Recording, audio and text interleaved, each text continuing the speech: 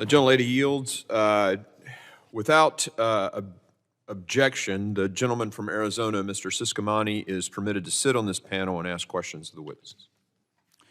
Thank you, Mr. Chairman, and thank you to my fellow members of the committee for allowing me to waive onto this committee as a guest, to have the opportunity to discuss such an important issue to my community. I want to thank the panel as well for taking the time to be here with us. A little background, I was born in Mexico. I'm an immigrant myself. First time I was in Capitol Hill was in 2003 as an intern, and I still had a green card at that time as an adult. I'm back now 20 years later as a member of Congress. Only in America can we have these kind of opportunities. This is the land of opportunity, and like Mr. Garcia and Mrs. Ramirez, we enjoy the opportunities this country offered us and our parents. And that's why I'm so proud to be here, so proud to be an American, and so proud to be an immigrant as well, serving in Congress today.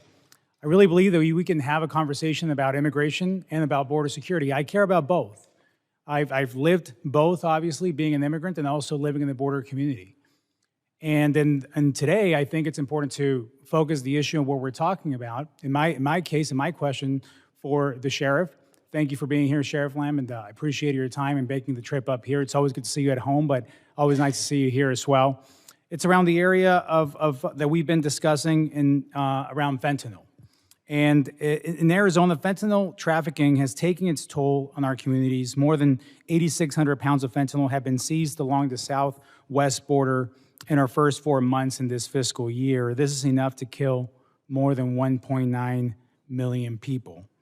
Could you speak on the impact that this has on our young children and those who are true victims? And I want to take the chance real quick to, ma'am, offer you my deepest condolences. I'm a dad of 6, 3 boys and 3 girls. I can't imagine the pain that you've gone through, and I thank you for your bravery and being here. I've actually spoken to 2 different mothers this last week that have lost their children to this tragic crisis.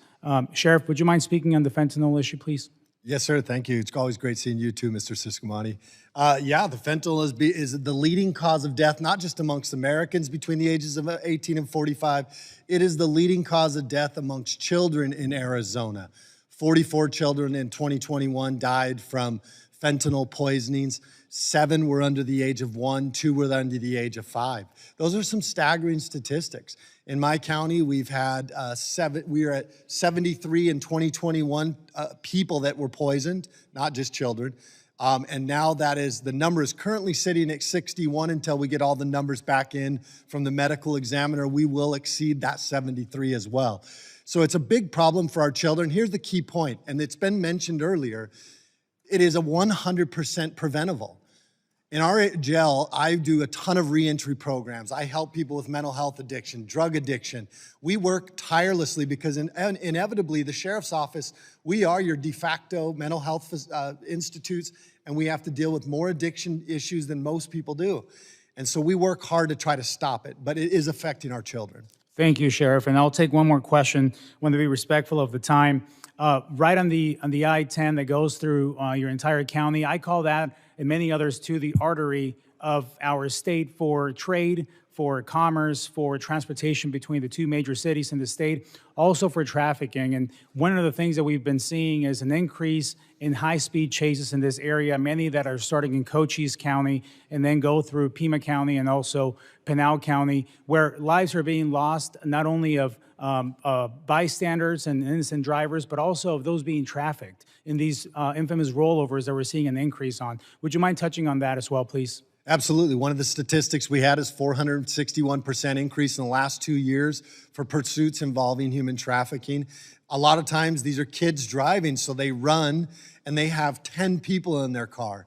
A lot of times they'll lose control of the vehicle, causing the injury and death to not just themselves sometimes or innocent citizens, but also to those people that are just trying to come here to make a better life. They become the victims of this as well. Thank you, Sheriff. Again, thank you to the panel, and thank you to my colleagues. And Mr. Chair, I yield back.